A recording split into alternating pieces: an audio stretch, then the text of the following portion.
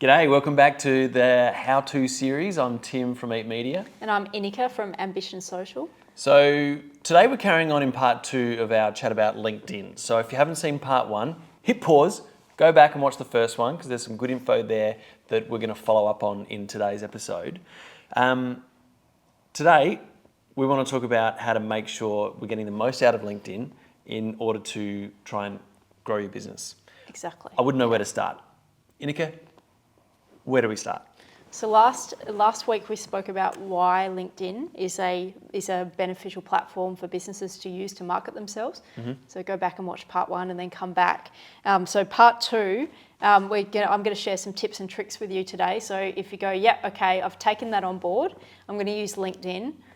Where do I start? What do I do? So I'll just give you a few core pieces of information about using LinkedIn today. Great.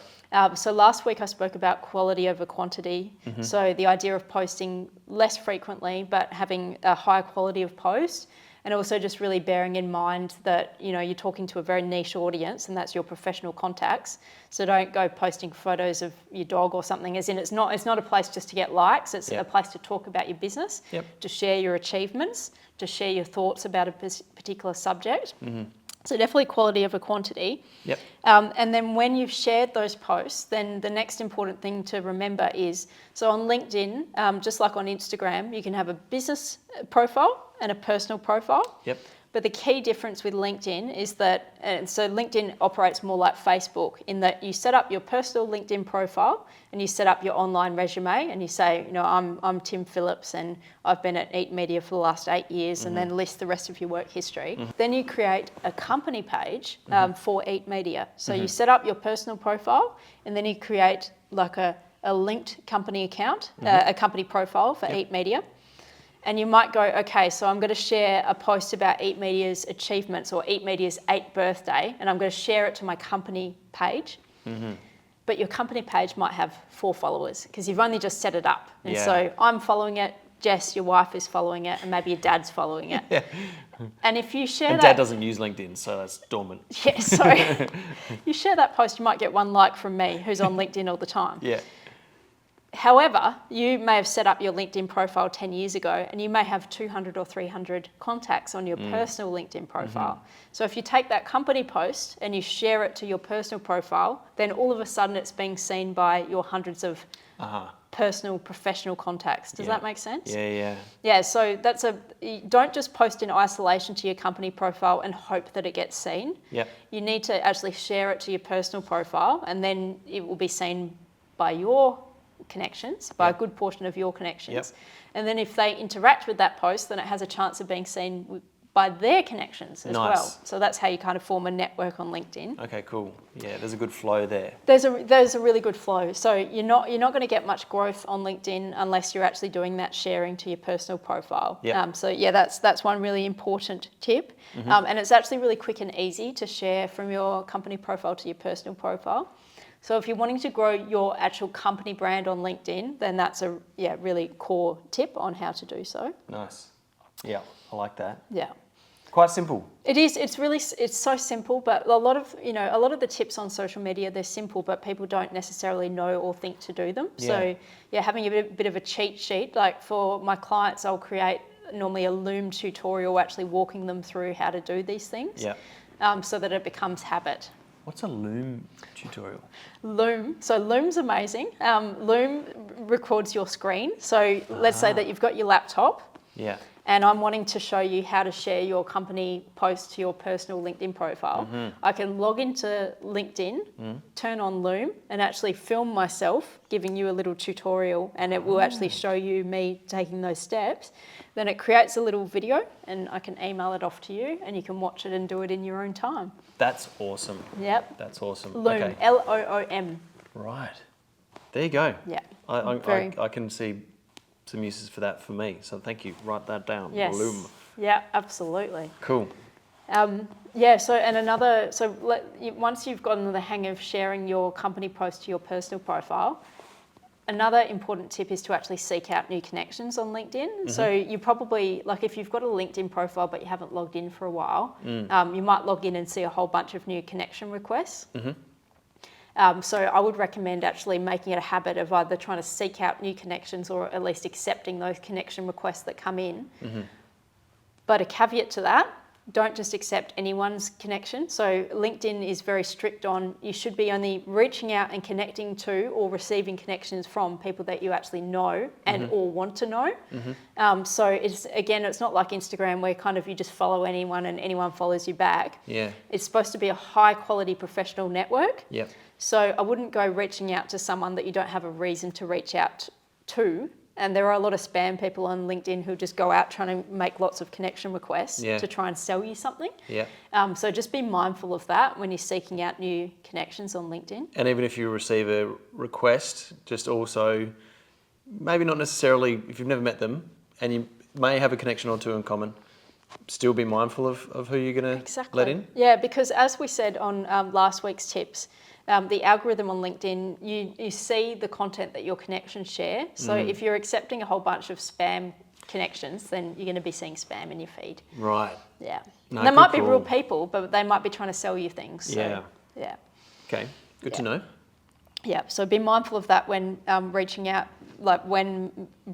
to people. So have a reason to reach out to them. Yep. And that reason might be that you work in a similar industry and you actually have met them once at a party and you're just wanting to connect to them. Solidify that. Yeah, exactly. Yep. Yeah. Or when you're receiving connections from people. Yep. Yeah.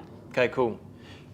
Just quickly, I have only really recently put in some effort into LinkedIn. So my connections are like, I don't even know, like maybe 30 or 40 or something, which in comparison to someone else my age that's been in the one career their whole life, could have hundreds or thousands. Like, do you think people would see that my low number as a negative?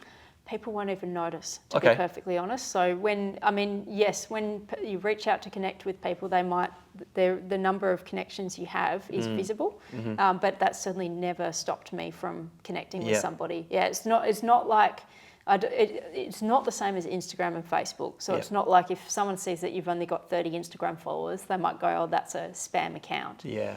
LinkedIn's very different. Everybody jumped on the LinkedIn bandwagon at different points in their career. Gotcha. Yeah, Cool. so that's Okay, don't let that hold you back. Awesome. All right. Whew. What else you got? And so the final one is to keep your profile current. So quite often I'll start working with a business and they've let their LinkedIn, either their personal LinkedIn profile or their company profile, just kind of gather dust over in the corner. Yeah. And when we log in and look at their profile, it might be they've got old branding or they've got an old company address or they've got old staff members. That's a tricky one. We need to do one separate tip on how to actually get rid of old staff members on your LinkedIn. Because unfortunately anyone can reach out and say that they work at your company. Oh, there you go. Yeah, I know that's a bit mind-blowing, but it's true. Yeah. And I have helped some business owners who've had like these random people saying that they work at their company. Yep. But yeah, just sort of doing a little bit of housekeeping. It's like a bit of a pantry clean of your LinkedIn profile, making sure all your details are correct and current, and just looking at your profile, going through all the sections, making sure it's all still relevant. Like for example, if you primarily used to work with cafes, and your LinkedIn bio says that you work with cafes, but you now currently don't. You work with more construction companies, builders, real estate agents, etc.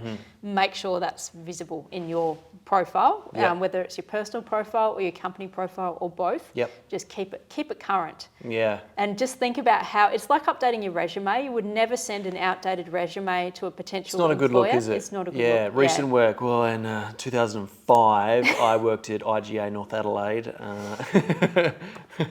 Exactly. Yeah, it's 2024, mate. Or actually, it might be 2025 when you're watching this.